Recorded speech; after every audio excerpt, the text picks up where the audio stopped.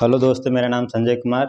मैं आपको मेरा चैनल आर के न्यू स्टडी में आपका स्वागत है।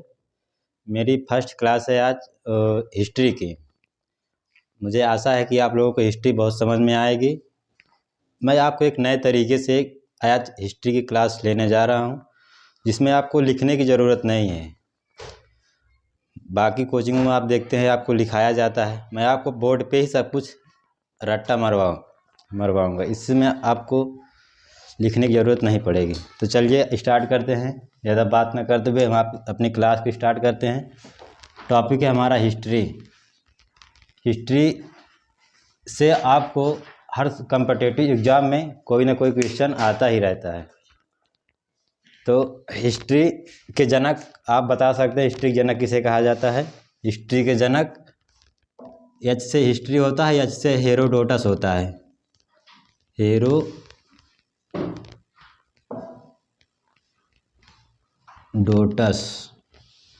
तो हिस्ट्री के जनक हेरोडोटस को कहा जाता है। हिस्ट्री के जनक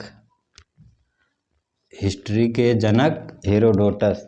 हिस्ट्री एक्चुअली होती क्या है? जो अतीत का अध्ययन होता है उसे हिस्ट्री कहा जाता है। जो हम लोगों का मुख्य, जो ऐसा नहीं कि कोई भी हिस्ट्री में जो काम हुआ हो जिसका मतलब कोई मुख्य उद्देश्य ना हो, उसे हिस्ट्री कहा जाता है। ऐसा काम जिसका कोई मुख्य उद्देश्य हो उसे हिस्ट्री कहा जाता है। तो अतीत के अध्ययन को हिस्ट्री कहा जाता है। हिस्ट्री को 3 कालखंडों में बांटा गया है। इसे 3 कालखंडों में बांटा गया है। 3 खंडों में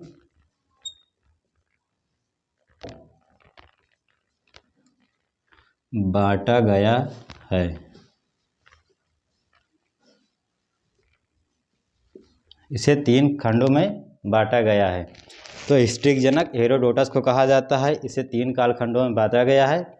इसमें इसका एग्जाम्पल यही होता है, इसका कोई परिभाषा आपसे पूछे तो इसका परिभाषा ये होता है कि जो अतीत में जो प्रमुख चीज़ों का अध्ययन किया गया है उसे हिस्ट्री कहा जाता है।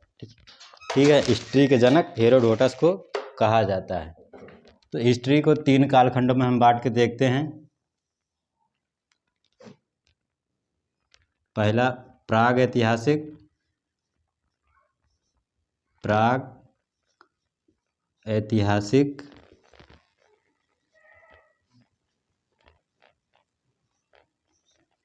दूसरा आद्य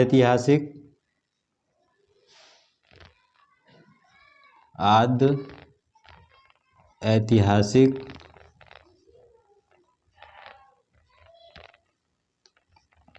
और तीसरा होता है ऐतिहासिक।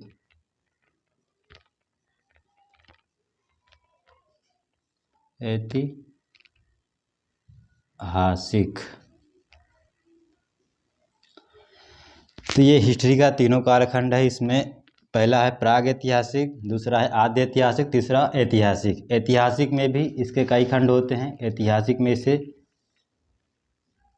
ऐतिहासिक के भी कई खंड होते हैं। इसे हम 4 खंडों में बांटते हैं। पहला नंबर होता है इसका प्राचीन, दूसरा मध्यकालीन, तीसरा आधुनिक।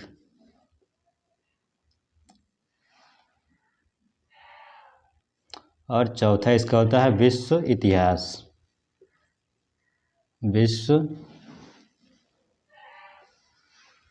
इतिहास। और इसी में एक आता है आधुनिक में ही, इसका एक रूप होता है नेहरू काल।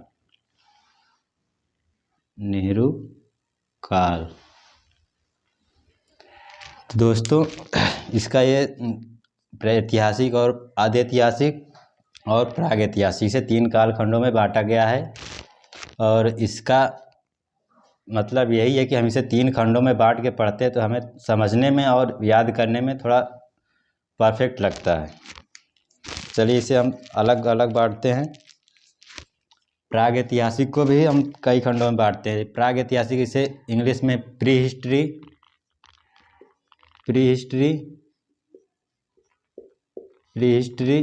इसे प्रोटो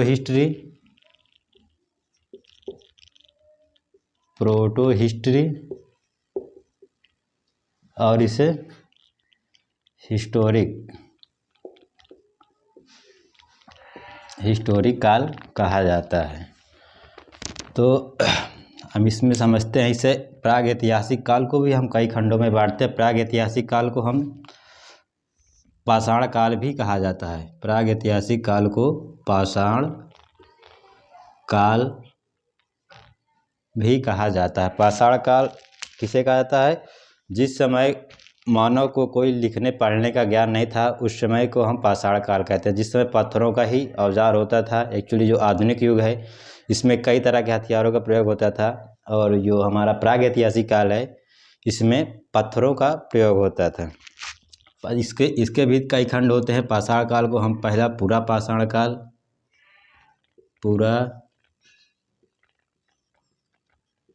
पूरा पाषाण काल, नंबर 2 मध्य पाषाण काल,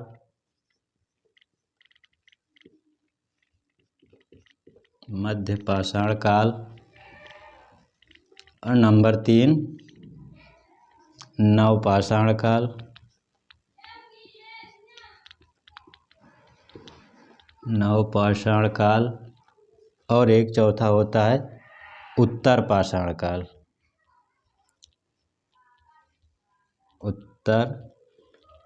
उत्तर पाषाण या ताम्र पाषाण भी इसे कहा जाता है।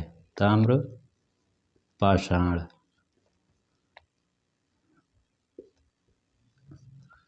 तो दोस्तों, इसमें पूरा पाषाण काल में हम लोगों को एक्चुअली क्या क्या हुआ था, इसके बारे में जानकारी मिलती है। इतिहास का सबसे पुराना और सर्वाधिक समय मानव ने पूरा पाषाण काल में ही बिताया था, इसीलिए इसे पूरा पाषाण काल कहा जाता है। पूरा पाषाण काल में हम देखते हैं इसमें क्या क्या एक्चुअली मिला था, किस चीज़ की खोज हुई थी, इसका सर्वाधिक उपयोग किसके लिए हुआ था। पूरा पाषाण काल में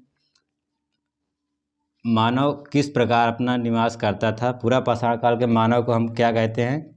वो खाना बदोश था, उसे आदि मानव भी कहा जाता है। उस समय आदि मानव को ज़्यादा उपयोग हुआ करता था।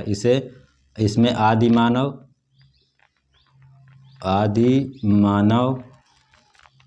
और दूसरा इस समय का मानव कैसा था? खाद्य संग्राहक था। खाद्य संग्राहक,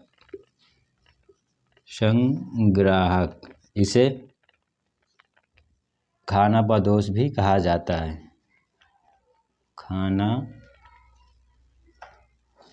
बदोश भी कहा जाता है। और तीसरा आखेटक या इसे शिकारी भी कहा जाता है। तो इस समय का मानव कैसा था? आखेटक या शिकारी था।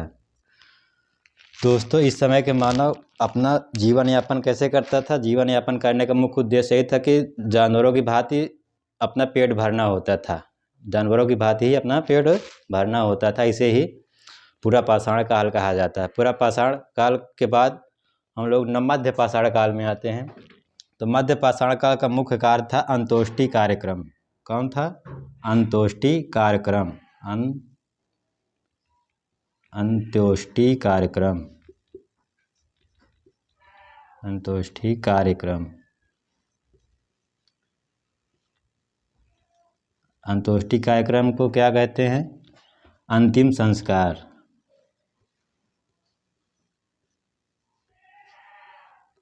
अंतिम संस्कार। अंतिम संस्कार, इसमें 16 संस्कार होते हैं। हिंदू धर्म में कितने संस्कार होते हैं? हिंदू धर्म में 16 संस्कार होते हैं। तो सबसे लास्ट का संस्कार कौन सा होता है? अंतिम संस्कार।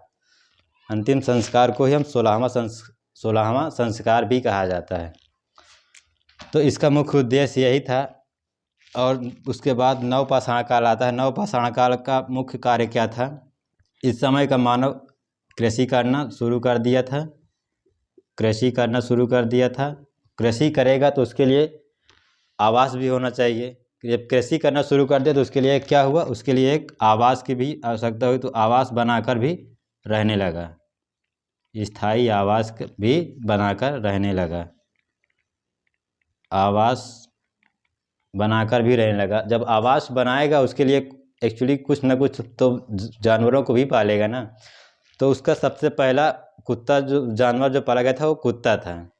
तो मानव द्वारा पूछा जाता है कि मानव द्वारा सबसे पहले पाला गया पशु कौन था, तो वो कुत्ता था। तो उस समय कुत्ते को भी पालना शुरू कर दिया था। और उस समय अनाज जो होता था भाई, जब खेती करेंगे तो अनाज होगा, तो अनाज को लाने के लिए खेत से घर तक तो कुछ आवश्यकता तो पड़ेगी साधन की। तो उस समय पहिए का भी आविष्कार हुआ था, तो पहिया का भी आविष्कार हुआ था। पहिए का आविष्कार हुआ था। कृषि, आवास, कुत्ता और पहिए का आविष्कार उस समय हुआ था। ठीक है। उसके बाद आता है आपका ताम्रपाषाण काल, या उसे उत्तर पाषाण काल भी कहा जाता है। ताम्रपाषाण काल में इसे आधुनिक काल भी कहा जाता है, क्योंकि इस समय तांबे की खोज हो चुकी थी। तांबे की खोज हो चुकी थी। इसे आधुनिक काल भी कहा जाता है। इसे आधुनिक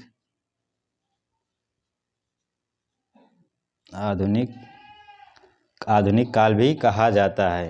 तो इसे आधुनिक काल या उत्तर पाषाण काल या ताम्रपाषाण काल, इसे तीनों नाम से जाना जाता है। तो इस समय जब मानव कृषि करना शुरू कर दिया और आवास बनाकर रहना शुरू कर दिया, और तो कुछ उसे जानवरों की आवश्यकता हुई, तो उन्होंने कुत्ता पालना भी शुरू कर दिया। तो इसमें पूछा जाता है तो मानव द्वारा सबसे पहले पाला गया जानवर कौन था, तो कुत्ता था। इसे पूछा जाता है कि पहिए का आविष्कार कब हुआ था, तो नवपाषाण काल में हुआ था। पूछा जाता है आग की खोज कब हुई थी, तो आग की खोज मानव ने सबसे पहले कहाँ कर ली थी, पूरा पाषाण काल में ही आग की खोज हो गई थी।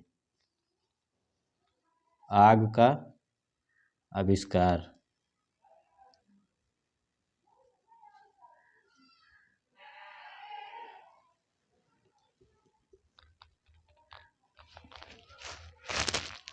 कपड़ा कहाँ है रेज करने के लिए।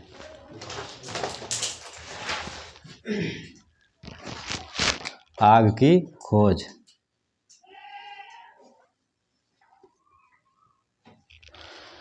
पूछा जाता है इसमें आग की खोज कब हुई थी, तो आग की खोज पूरा पाषाण काल में हुई थी। पहिए का आविष्कार कब हुआ था, तो पहिए का आविष्कार नवपाषाण काल में हुआ था। पूछा जाता है सर्वाधिक समय मनुष्य ने कब दिया था, तो जो पूरा पाषाण काल होता है, तो सर्वाधिक मानव ने अपना समय पूरा पाषाण काल में ही बिताया था। ये सबसे पुराना पाषाण समय है। पूरा पाषाण काल के बाद जो मध्य पाषाण काल है, ये पूरा पाषाण काल के बाद का समय है। इसमें सर्वाधिक पूछा जाता है कि इसका मुख्य कार्य क्या था। इस समय मानव ने अंत्येष्टि कार्यक्रम शुरू कर दिया था। अंत्येष्टि कार्यक्रम शुरू करने का मुख्य उद्देश्य यही है कि जो आदमी का भाई डेथ होता था, तो उसके लिए कहीं ना कहीं एक स्थायी जगह होनी चाहिए, तो उसे ही अंतिम संस्कार या अंत्येष्टि कार्यक्रम कहा जाता है। तो नवपाषाण काल में ही अनाज की खोज हुई थी। जब खेती हुई तो अनाज तो होगा ही। अनाज।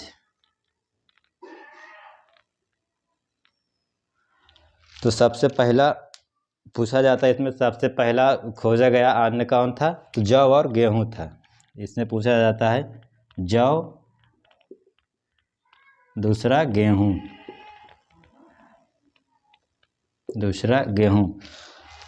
जौ और गेहूं खोजा गया था। तो कहाँ पर खोजा गया था, इसकी खोज कहाँ पर हुई थी, इसकी खोज पाकिस्तान के सुलेमान और किरथर पहाड़ियों के बीच हुई थी। पाकिस्तान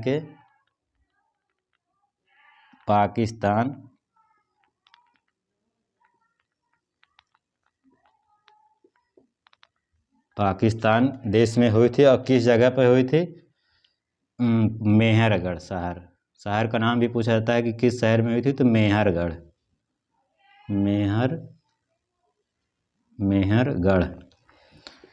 अब पूछा जाता है किन दो पहाड़ियों के बीच हुई थी, तो सुलेमान और किरथर पहाड़ियों के बीच हुई थी। सुलेमान और किरथर पहाड़ियों के बीच हुई थी। सुलेमान और किरथर।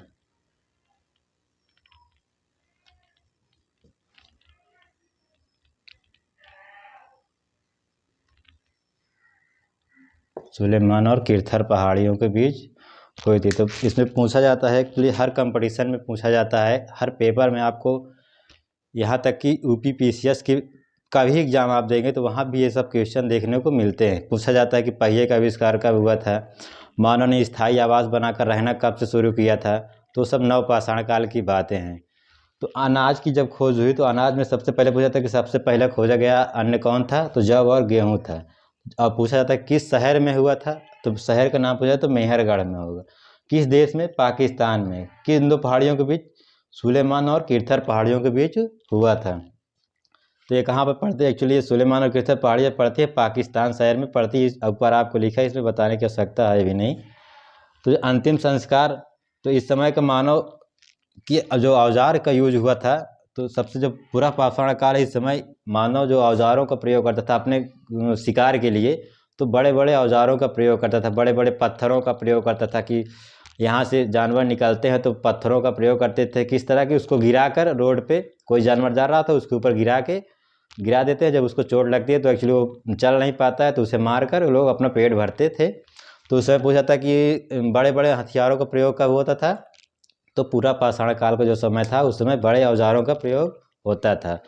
और उसके बाद इससे मध्य पाषाण काल में थे, तो इसमें जो औजार होते थे छोटे आकार के होते थे, क्योंकि इस समय मानव कुछ सीख चुका था। जब आग की खोज हो गई थी तो सबसे बड़ा महत्वपूर्ण काम यही था कि आग की खोज। जब आप आग की खोज कर लेते हैं तो उसमें आपको बहुत चीज़ जानकारी मिल जाती है, इसके आगे हम क्या कर सकते हैं।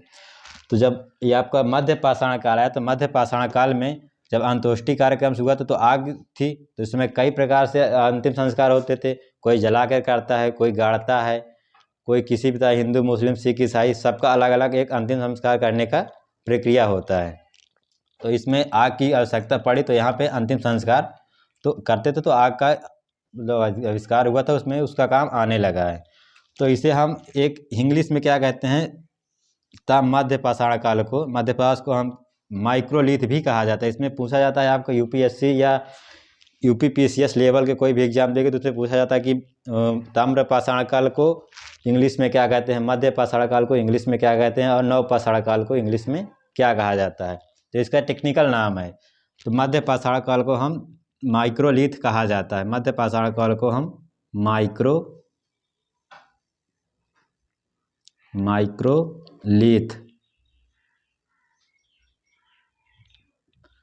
माइक्रोलिथ भी कहते हैं। और नव पाषाण काल की बात आती है तो नव पाषाण काल को हम इसे माइक्रोलिथ कहते हैं। तो जब यहाँ पे अंतिम संस्कार तो छोटे औजारों का प्रयोग होता था, छोटी जगहों में ही जब शुरू हुआ था। जब कोई चीज़ शुरू होती है तो वहाँ पे उतना उसका प्रचलन नहीं होता है।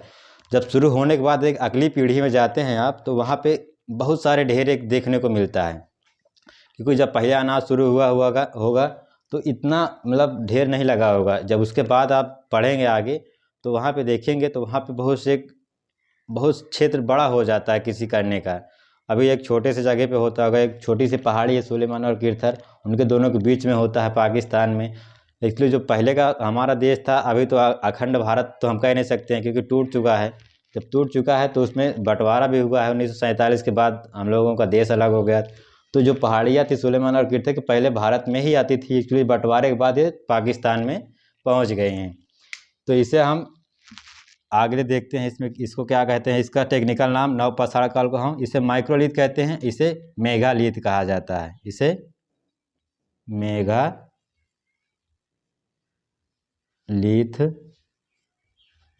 इसका टेक्निकल नाम इस या इंग्लिश में पूछते इसे तो मेगालिथ कहा जाता है। और ताम्र पाषाण काल को हम चिल्कोलिथ कहा जाते हैं। चिल्को पायरेट किसका एस्क होता है? तांबे का एस्क होता है, इसलिए चिल्को, इससे चिल्कोलिथ भी कह सकते हैं हम। चिल्कोलिथ,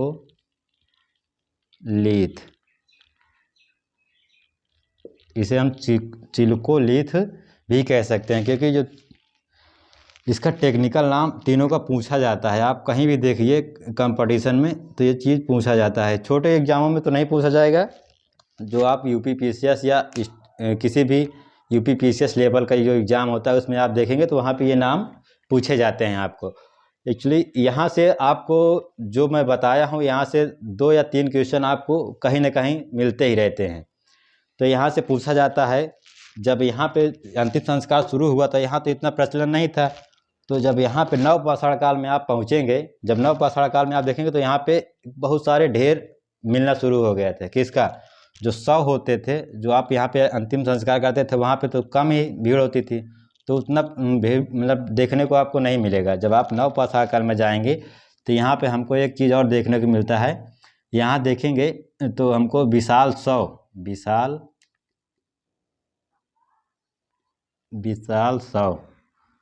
मतलब बहुत सारे लाशों का ढेर देखने को मिलता है हमको यहाँ पे। तो इसे हम विशाल शव पूछा जाता है एग्जाम के को। जो अंतिम संस्कार तो मध्य पाषाण काल में शुरू हुआ था, लेकिन लाशों का ढेर, सर्वाधिक ढेर कहाँ देखने को मिल रहा है, तो वो देखा जाएगा तो नव पाषाण काल में पूछा जाता, उसका प्रचलन नव पाषाण काल में होगा। तो एक्चुअली यहाँ से आपको को देखने को ये मिल गया। तो पाषाण काल को हम क्या कहते हैं, पाषाण का मतलब पत्थर होता है, जो पत्थरों का प्रयोग होता था तो प्राग ऐतिहासिक काल में ही होता था, तो इसीलिए हम इसे प्राग ऐतिहासिक काल कहते हैं। प्राग ऐतिहासिक काल में तो हम देखें पूरा पाषाण काल, मध्य पाषाण काल, नव पाषाण काल और ताम्र पाषाण काल, या इधर उत्तर पाषाण काल भी कहते हैं। एक्चुअली इसे उत्तर पाषाण काल क्यों कहा जाता है, क्योंकि जब किसी चीज़ का अंत होता है तो उसे उत्तर ही हम लोग कहते हैं। जैसे देखिए कि यहाँ नव पाषाण काल है, लेकिन नव पाषाण काल के बाद हम इसे ताम्र पाषाण काल तो कहते ही है, लेकिन इसका जो अंत होता है, क्योंकि इसके बाद इसका कोई आगे प्रारूप नहीं है, तो इसे यहीं तक हम लोग इतिहास में देखें और यहीं तक हम लोग पढ़े भी हैं। कहीं भी इसे आप पढ़ेंगे तो आपको यहीं तक बताया जाएगा, क्योंकि इसका मुख्य यहीं तक ही है, इसलिए हम इसे उत्तर पाषाण काल कहते हैं। तो इसमें आप देखे होंगे यहाँ से क्वेश्चन आपको पूछा जाएगा कि खाद्य संग्राहक का मतलब क्या होता है। जैसे खाना बदोश, खाना बदोश मतलब शिकार करके अपना पेट भरना, इसे ही खाद्य संग्राहक हम लोग कहते हैं। आग की खोज, इसका मुख्य उद्देश्य, ये परीक्षा में आपको कई बार पूछा गया होगा, आपको देखे होंगे। कृषि के बारे में पूछा गया है, ये पहला पशु कौन होता है, कुत्ता होता है, इसके बारे में, पहिए के बारे में, और ये अनाज के बारे में। तो ये आपको ये चीज़ तो कई जगह देखने को मिला होगा, क्योंकि ये हमें भी कई जगह कंपटीशन में हम भी पेपर देने जाते तो हमको ये चीज़ मिलता है वहाँ पे। तो इसी आधार से हम आपको बता रहे हैं, जो परीक्षा में पूछी जाने वाली चीज़ें हैं वही हम आपको बताएंगे। अन्यथा हम फालतू की कोई आपको यहाँ लेक्चर देने के लिए हमको यहाँ पे अपना कोई व्यू नहीं बढ़ाना है। हम जो देखते हैं, पेपर देने जाते हैं, एक कंपटीटर ही आपको अच्छी नॉलेज और अच्छी राह दे सकता है। बाकी कोचिंगें तो और बहुत सी हैं जो आपको पढ़ाने के लिए, अपना व्यू बढ़ाने के लिए अच्छे अच्छे मतलब टेक्निकल चीज़ों का यूज करते हैं, या बहुत से अपना किताब उठा के लेके चले जाते हैं, पढ़ा के चले जाते हैं, उससे कोई मतलब नहीं। जो आपको पूछा जाता है हम वही आपको यहाँ पे बता रहे हैं। जो आपके पेपर में, ऐसा हमारा कहने का मतलब जो आप पढ़ें एकदम फैक्ट हो कि आप इसको पढ़े हैं। अगर आपसे पूछा जाए कि प्राग ऐतिहासिक काल आप पढ़ लिए, यहाँ से अगर कोई क्वेश्चन बनता है पेपर में, तो आपको इससे ज़्यादा उसमें कहीं से क्वेश्चन नहीं आएगा। आप इसको उठा के PCS का आप पेपर देने जाएंगे तो वहाँ से ये क्वेश्चन आपको मिलेगा, तो मिलेगा ये क्वेश्चन यहाँ से। तो चलिए इसे हम और आगे देखते हैं। तो हम इस प्राग ऐतिहासिक काल को तो देख चुके हैं, तो इसके आगे हम आद्य ऐतिहासिक काल को देखते हैं। इसमें पूछा जाता है इसका जनक कौन है। एक क्वेश्चन यहाँ पे पूछा जाता है, इसका जनक कौन है। तो प्राग ऐतिहासिक काल का जनक हम एक देख लेते हैं। प्राग ऐतिहासिक काल के जनक, ये आपको पूछा जाता है भाई मतलब हम देखें, हिस्ट्री के जनक तो हेरोडोटस को कहा जाता है। हिस्ट्री के जनक हेरोडोटस तो ऑल ओवर पूरे का हो गए, लेकिन इसमें जब आप बड़े लेवल के जब पेपर देखने जाएंगे तो वहाँ पूछा जाता है प्राग ऐतिहासिक काल का जनक किसे कहा जाता है। प्राग ऐतिहासिक काल के जनक को हम कहते हैं रॉबर्ट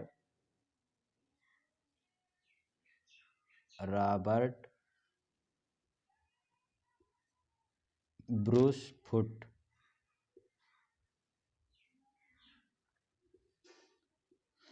तो आप जो बड़े लेवल के ये UPPCS या UPSC के आप जब पेपर में जाएंगे तो वहाँ आपको ये चीज़ देखने को मिलेगा। एक्चुअली हर जगह नहीं मिलता है, ये बड़े एग्जामों में देखने को मिलता है। तो हम लोगों को पूछा जाता है, जो हम UP पुलिस कांस्टेबल या लेखपाल, ग्रुप D खलासी चपरासी, ये सब क्वेश्चन पेपर देने जाते हैं तो हमको यहाँ से पूछा जाता है इतिहास के जनक किसे कहा जाता है, तो हेरोडोटस को कहा जाता है। अगर आप बड़े लेवल का जब एग्जाम देने जाएंगे तो आपको यहाँ से क्वेश्चन पूछा जाएगा कि इतिहास के जनक तो हेरोडोटस हैं, लेकिन प्राग इतिहास के जनक किसे कहा जाता है। तो प्राग इतिहास के जनक को हम रॉबर्ट ब्रूस फुट कहते हैं। तो यहाँ से हम आप इतना पढ़ लिए, हम आगे देखते हैं आद्य ऐतिहासिक काल में चलते हैं। तो प्राग ऐतिहासिक काल से हमें आशा है कि आपको कोई क्वेश्चन यहाँ से छूटेगा नहीं, जो भी हम बताए हैं आपको समझ में आया भी होगा। तो हम आगे देखते हैं, आद्य ऐतिहासिक काल में चलते हैं। इसे हम रेज कर देते हैं तब तक।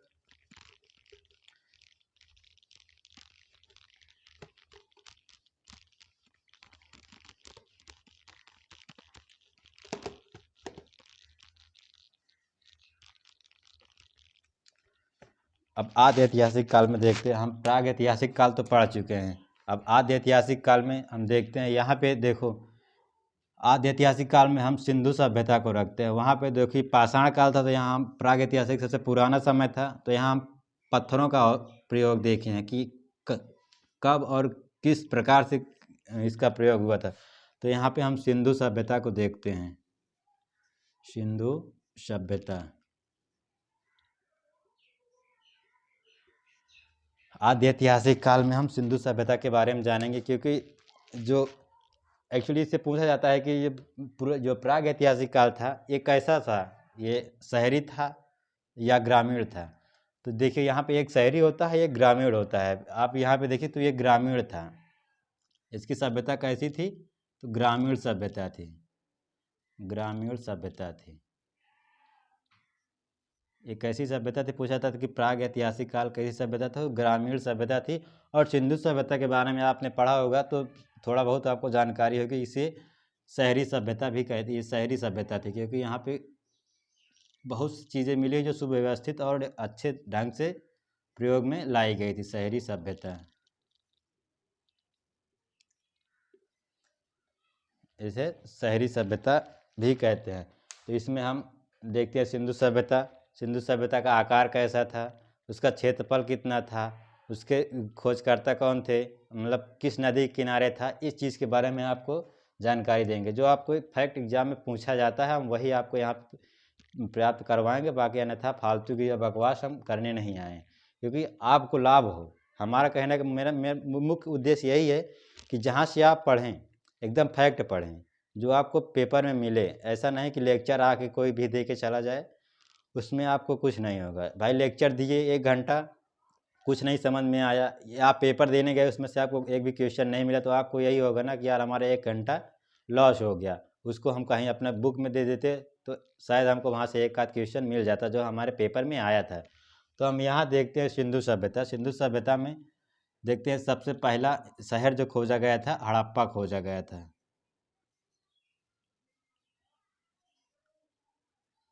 सबसे पहला शहर था हड़प्पा। एक्चुअली यहाँ से भी एक क्वेश्चन पूछा था कि इसके जनक कौन थे, किसके आद्य ऐतिहासिक काल के जनक के बारे में पूछा जाता है। इसके जनक पूछा जाता है। देखिए अब आप जब बड़े लेवल के एग्जाम देने जाएंगे तो वहाँ से क्वेश्चन आता है, अन्यथा छोटे जो मतलब पेपर होते हैं चपरासी या आपको कांस्टेबल का भी देने जाएंगे तो वहाँ से ये क्वेश्चन नहीं आएगा। ये बड़े लेवल का ही क्वेश्चन हम आपको बता देते हैं और छोटे लेवल का भी हम आपको बता के चलेंगे। तो यहाँ पे जो जिसका जनक पूछा जाएगा आद्य ऐतिहासिक काल का, तो जॉन मार्शल, एक नाम आपने सुना होगा, तो जॉन मार्शल।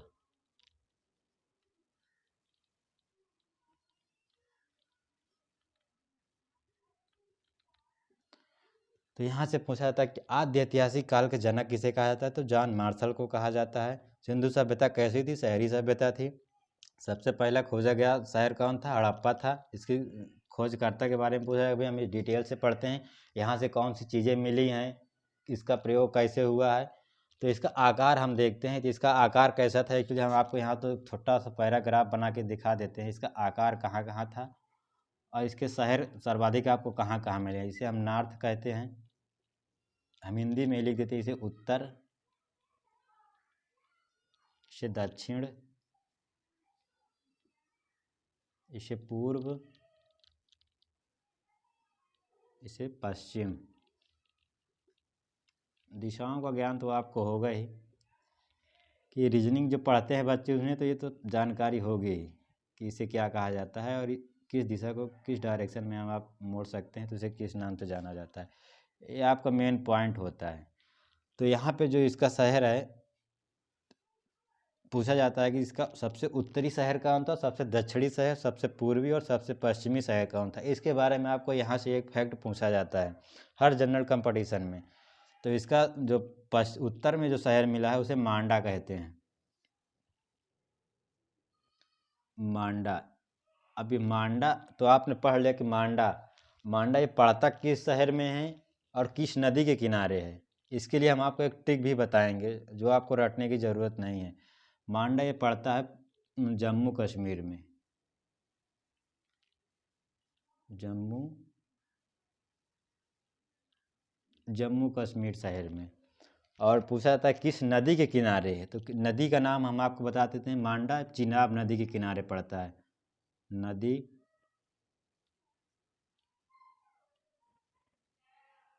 चिनाब नदी। तो पूछा जाता है कि सबसे उत्तरी शहर कौन था सिंधु सभ्यता का, तो मांडा था। किस नदी किनारे, चिनाब नदी। किस शहर में, जम्मू कश्मीर में। और इसका सबसे दक्षिणी शहर कौन था, दायमाबाद। दायमाबाद। तो पूछा दायमाबाद किस नदी के किनारे और किस शहर में है, यहाँ से क्वेश्चन ये चीज़ बनता है, किस शहर में है, ये महाराष्ट्र में है। महाराष्ट्र। किस नदी किनारे है, नदी के बारे में पूछा जाएगा। नदी प्रवरा नदी। प्रवरा या एक प्रवरा नदी किसकी सहायक नदी है, ये भी पूछा जाता है कि प्रवरा किसकी सहायक नदी है, गोदावरी की सहायक नदी है, गोदावरी।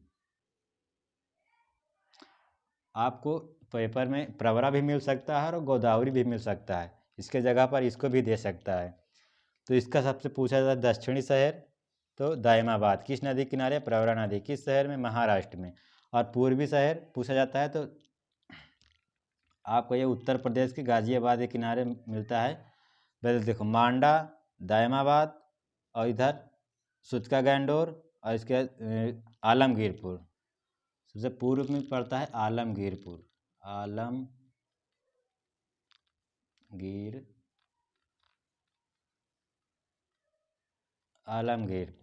आलमगीर एक्चुअली पड़ता कहाँ है, तो ये उत्तर प्रदेश के गाजियाबाद शहर के पास पड़ता है। और किस नदी के किनारे है, ये हिंडन नदी के किनारे है।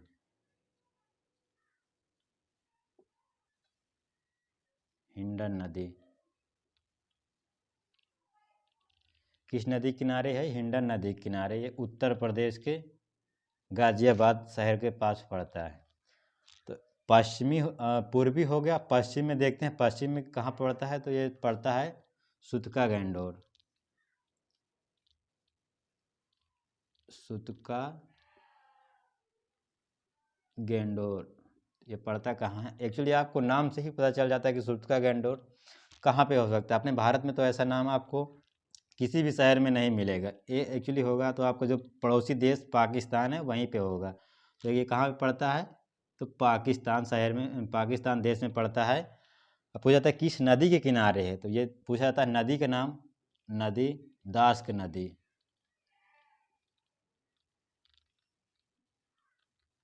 दास्क नदी किस नदी के किनारे, दास्क नदी के किनारे पड़ता है। किस शहर में, किस देश में, पाकिस्तान में। तो यहाँ से आपको ये क्वेश्चन मिलेगा ही मिलेगा। किसी भी आप जनरल कंपटीशन में जाएंगे तो यहाँ से पूछा जाता है कि इसका मतलब क्षेत्र कहाँ तक था। इससे हमको एक आइडिया लगता है कि जो सिंधु सभ्यता थी इसका क्षेत्रफल कहाँ से कहाँ तक था। तो इसका क्षेत्रफल एक्चुअली था, उत्तर में देखेंगे तो उत्तर में जाएंगे तो बांडा जम्मू कश्मीर तक था, चिनाब नदी के पास। और दक्षिण में जब जाएंगे तो दक्षिण भारत के ऊपरी शहर महाराष्ट्र, वहाँ तक इसका क्षेत्र था। और उत्तर प्रदेश में आपको पूरा उत्तर प्रदेश तो नहीं आएगा, तो जो दिल्ली का सटा हुआ राज्य मतलब वो शहर है गाजियाबाद, वहाँ तक इसका क्षेत्रफल था। और जो पाकिस्तान में तो पूरा ही था, पाकिस्तान में आपको बहुत सारे शहर देखने को मिलेंगे जो सिंधु सभ्यता में मिले थे। तो यहाँ से हम आपको देखते हैं, तो इसका आकार पूछा जाता है तो इसका आकार कैसा था।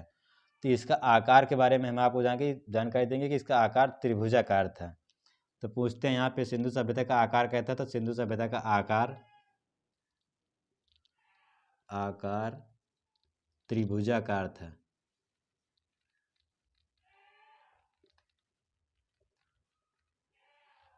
पूछा जाता है यहाँ पे आपको हर जगह पूछा जाता है ये क्वेश्चन कि सिंधु सभ्यता का आकार कैसा था, तो त्रिभुजाकार था। सिंधु सभ्यता का क्षेत्रफल कितना था,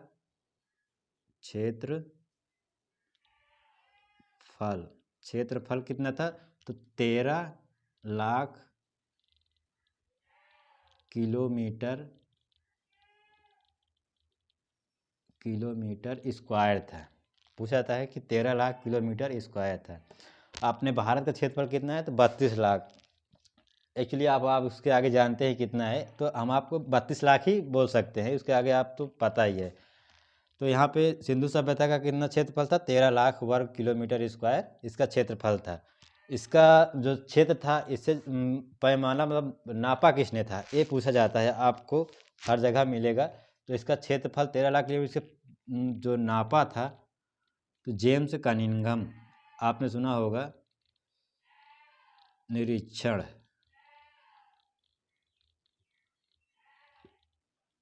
सिंधु सभ्यता के क्षेत्रफल का निरीक्षण किया था जेम्स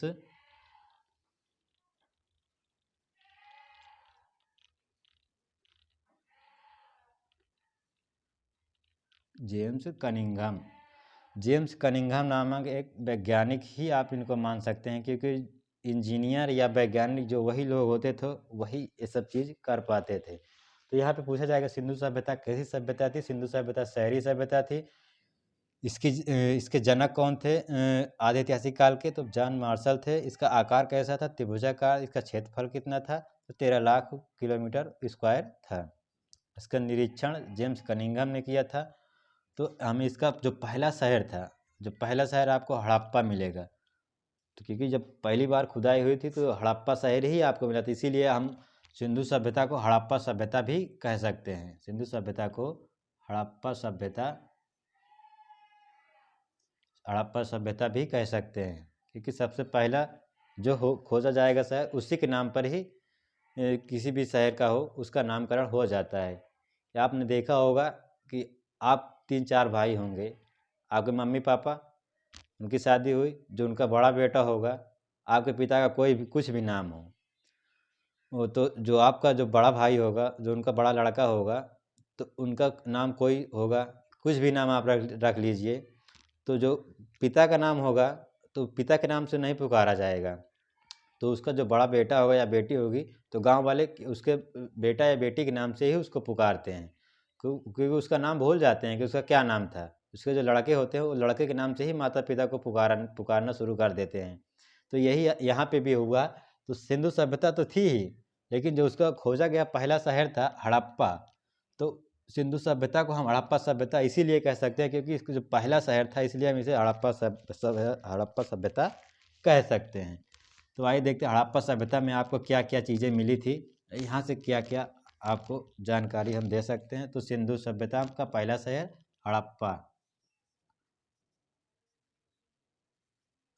हड़प्पा। इसकी खुदाई किसने की थी, इसकी खुदाई जेम्स दयाराम साहनी ने किया था। इसकी खुदाई किस सन में हुई थी, 1921 ईसा पूर्व। 1921 ईसा पूर्व। ये पड़ता कहाँ है हड़प्पा, ये पाकिस्तान शहर में पड़ता है, पाकिस्तान देश में। खुदाई, इसके बारे में पूछा जाता है कि इसकी खुदाई, हड़प्पा सभ्यता की खुदाई किसने की थी, तो दयाराम साहनी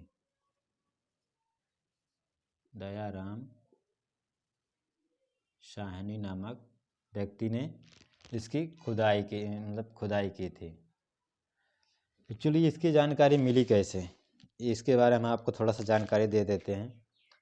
जब जेम्स कनिंघम ने इसका निरीक्षण किया, तो देखा यहाँ पे कुछ ऐसी जगह थी जहाँ पे थोड़ा उठा हुआ था, कोई ईंट या पत्थर दिखाई दे रहे थे, और कुछ ऐसी जगह थी जो एकदम बराबर थी। तो जब यहाँ पे ऊंची और नीची जो समतल एरिया नहीं था, क्योंकि बराबर नहीं था, एक तरफ से कोई कहीं जगह उठा, कहीं ईंटा मिल रहा है, कहीं पत्थर मिल रहा है, तो इनको एक तरह का डाउट हुआ। तो इन्होंने किसे कहा, दयाराम साहनी जो थे, इनसे कहा कि आप इस जगह की खुदाई कीजिए। जब खुदाई कीजिए यहाँ से, जब उसने खुदाई करना शुरू कर दिया, तो उन्होंने देखा एक छोटा सा कमरा मिला, एक ईंट मिली। ईंट मिलने के बाद उन्होंने कहा और इसकी खुदाई कीजिए, और खुदाई किया गया, तो सीढ़ी मिलना शुरू हो गया। जब उन्होंने देखा कि सीढ़ी मिल रही, तो उन्हें डाउट हुआ कि कुछ तो है यहाँ पे, और खुदाई किया तो एक कमरा मिला। तो उन्हें लगा कि हाँ यहाँ पे कमरा है, तो एक्चुअली ये गांव हो सकता है। तो वहाँ धीरे धीरे खुदाई करना शुरू कर दिए। तो खुदाई करने के बाद वहाँ पे देखा गया तो एक पूरे गांव का निर्माण था, एक शहर था वहाँ पे। तो इसीलिए तो जो पहला शहर था, वहाँ पे एक बोर्ड होता था, वो अपनी भाषा में लिखते थे। क्या लिखते थे वो हम लोग नहीं पढ़ सकते। जो प्राग ऐतिहासिक काल था, वहाँ की जो कोई लिपि नहीं थी, क्योंकि उन्होंने आदि मानव थे, उन्हें कुछ लिखना पढ़ना आता नहीं था, उनको पेट भरना था किसी भी तरह अपना शिकार करके, किसी भी बात की उनको पेट भरना था। तो वहाँ की जो सभ्यता थी एकदम से आदि मानव वाली सभ्यता थी, वहाँ लिखना पढ़ना नहीं जानते थे। जो आपका ये आद्य ऐतिहासिक काल है, यहाँ तो लिखा तो गया है, एक्चुअली यहाँ लिखा गया लेकिन इसको पढ़ नहीं सकते हैं। अभी हम आपको आगे बताएंगे किस जगह पे मतलब पहली बार चित्रकारी हुई और उसे कोई पढ़ नहीं सका है। वहाँ पे लिखे तो लेकिन कोई पढ़ नहीं सका कि ये क्या लिख के चले गए ये लोग, क्योंकि वो आदि मानव थे, उन्हें कुछ भी लिखना है। कभी उसके टाइम में तो कोई कॉलेज या स्कूल होता नहीं था कि उन्हें क्या पढ़ाया जाता है क्या नहीं पढ़ाया जाता है। जो मर्जी आए वो अपना बना देते थे, कुछ भी बना दिए। ऐसे बनाए, एक मानव बना दिए और इसको ऐसे ऐसे पकड़ा दिए, ऐसे उसका दो हाथ कर दिए, एक भाला पकड़ा दिए। तो ये एक भाला पकड़ा दिए तो ये उन्हें लगा कि हाँ ये कुछ बना है। तो हम वहाँ पे देखते हैं जाके, आज भी जो हमारी जो हिस्टोरिकल स्थल है वहाँ पे देखते हैं जाके, तो वहाँ पे ऐसे चित्र देखने को हमको मिलते हैं। जैसे आपको हम बता दें, मध्य प्रदेश के भीमबेटका में आप जाइए, यहाँ पे प्रश्न पूछा जाता है कि जो भीमबेटका है वहाँ की मतलब चित्रकारी कैसी थी। तो बहुत चित्रात्मक वहाँ की चित्रकारी के बारे में पूछा जाता है कि वहाँ की चित्रकारी कैसी थी, और ये पूछा था कि किस समय हुआ था। तो ये नवपाषाण काल जो था उसी समय ये सब देखने को मिला था। जब इसकी खुदाई होगी तो हम आपको आगे और बताएंगे किस जगह से मिला है और कहाँ से मिला है, कैसे मिला है, इसका प्रयोग कैसे हुआ था। तो यहाँ पे जब इसकी खुदाई हुई थी, दयाराम साहनी ने किया था 1921 ईस्वी में। पूछा था सन भी, दो चार शहर है जो सन के बारे में आपको बहुत मोस्ट इम्पॉर्टेंट है, वहाँ से पूछा जाता है, सन भी पूछ लेता है।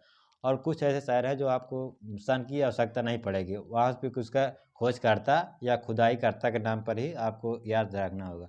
तो यहाँ से प्रमुख सामग्री जो मिली थी, प्रमुख सामग्री,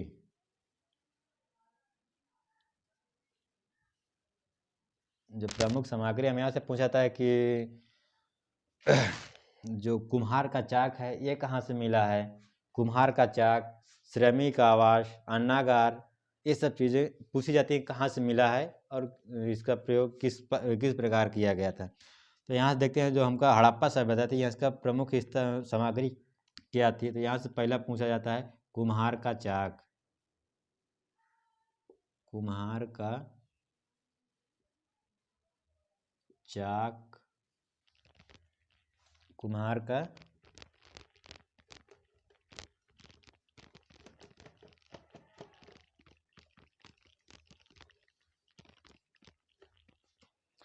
कुम्हार का चाक, अन्नागार,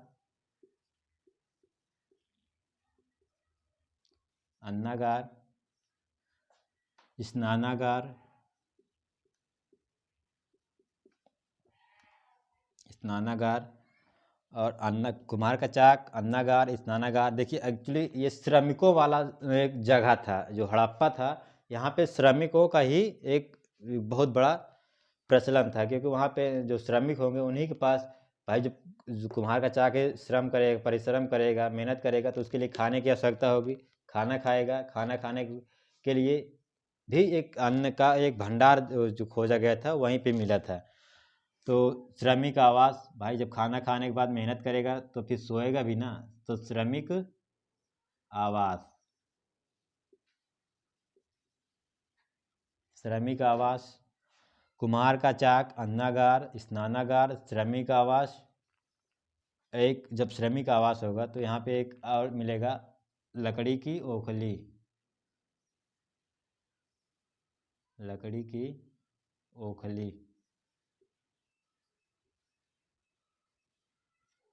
लकड़ी की ओखली, लकड़ी का ताबूत, लकड़ी का ताबूत, RH-37 कब्रिस्तान, कब्रिस्तान, स्वास्तिक चिन्ह, स्वास्तिक चिन्ह, हाथी का कपाल,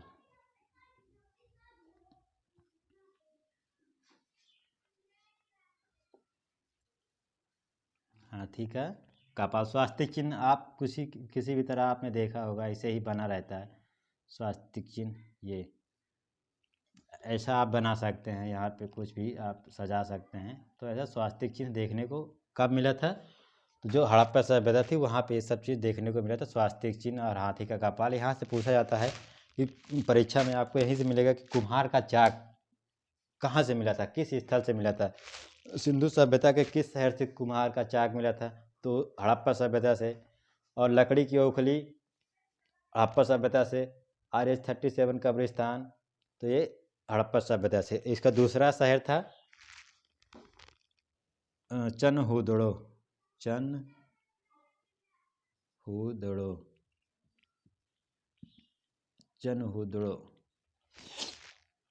तो ये इसका जो खुदाई हुआ था 1931 ईस्वी में हुआ था। 1931 ईस्वी में हुआ था।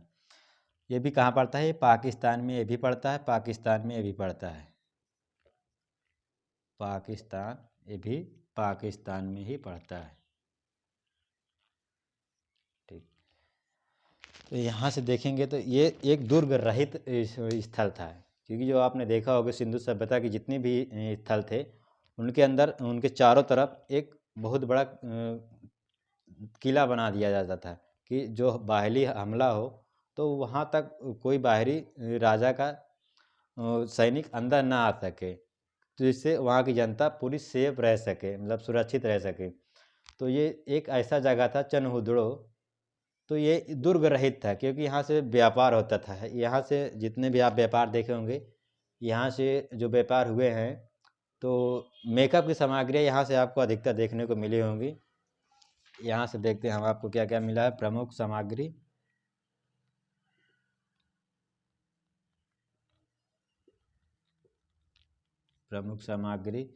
यहाँ से मिला है मेकअप की सामग्री, मेकअप,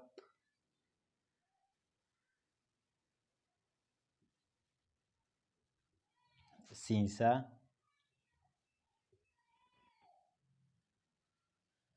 मेकअप की सामग्री में शीशा आएगा, चूड़ी नहीं आएगी। चूड़ी यहाँ नहीं, चूड़ी कालीबंगा एक शहर है राजस्थान का, वहाँ से देखने को मिलता है। आपको यहाँ से यही मिलेगा कि मेकअप की सामग्री। यहाँ पे मेकअप की सामग्री क्या आती है? शीशा,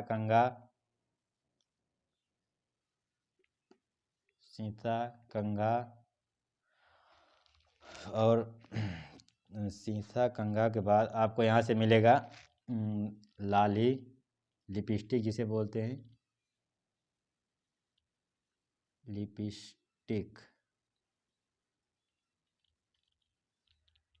लाली, लिपस्टिक। यहाँ से देखिए वो ऐसा स्थल था, ये दुर्ग रहित था। इसके बारे में पूछा जाता है, एक ऐसा स्थल था, ये दुर्ग रहित था। दुर्ग रहित, रहित का मतलब क्या होता है? जहाँ पे कोई चारों तरफ, मान लीजिए ये शहर है, ये एक शहर है, यहाँ पे इतने सारे घर बने, तो दुर्ग होता था कि इसको मतलब चारों तरफ से ढक दिया जाता था, जो कि बाहरी हमला हो यहाँ पे तो यहाँ के जो पब्लिक है या हमारे जो शहर के लोग हैं ये एकदम सेफ रह सकें। तो यहाँ पे कैसा था? यहाँ पे दुर्ग रहित नहीं था। ये जो चारों तरफ बाउंड्री थी यहाँ पे, ये ऐसा नहीं था क्योंकि यहाँ से व्यापार होते थे। तो मेकअप की सामग्रियाँ यहीं से यही आपको देखने को मिलेगी। और यहाँ से देखेंगे आपको बिल्ली का पीछा करता हुआ कुत्ता। इसके बारे में बहुत बार आपको परीक्षा में मिला होगा, पूछा जाता है कि बिल्ली का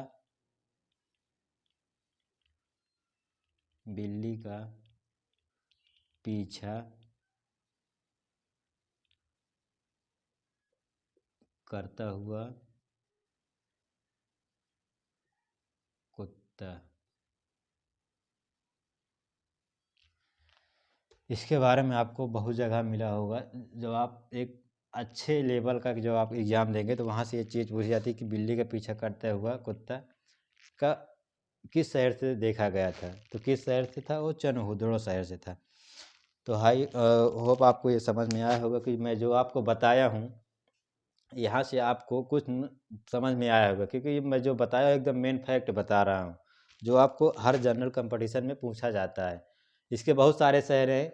सर्वाधिक शहर आपको कहाँ देखने को मिलेंगे? सिंधु सभ्यता के जो भी शहर थे सर्वाधिक, ये जो पाके पूरा आप भारत का नक्शा बनाएंगे, चलिए हम आपको थोड़ा दिखा देते हैं। जो आपका ये भारत का नक्शा है, इसे आप ऐसे देखते थे, ऐसे शेप में होता है। तो ये ऊपर जाएगा, ऊपर को हमको नहीं देखना। जो एक जो आपको गुजरात शहर है, ये गुजरात शहर, यहाँ पे सर्वाधिक शहर देखने को मिले हैं। यहाँ पाकिस्तान शुरू हो जाता है। यहाँ पे जो हड़प्पा हो गया, ये चनोदड़ो हो गया, फिर इसके बाद मोहनजोदड़ो, जो जितने भी शहर में आप को दड़ो लगा हुआ मिलेगा, आप किताब उठा के देखें, वहाँ जो शहर है आपको देखेंगे जिस शब्द के आगे दड़ो लिखा होगा, हड़प्पा लिखा है, तो वो आपको हर जगह पाकिस्तान के शहर ही समझ में आएंगे कि ये अपने देश का तो नहीं हो सकते, पाकिस्तान का ही होगा। चलिए आज की क्लास यहीं तक रखते हैं, और आगे देखेंगे हम इसके बाकी शहरों के बारे में पढ़ेंगे डिटेल से। मैं आपको यही पढ़ाऊँगा जो आपके परीक्षा में पूछा जाता है। फालतू की कोई चीज़ें मैं आपको नहीं बताऊँगा जिससे आपका टाइम वेस्ट हो।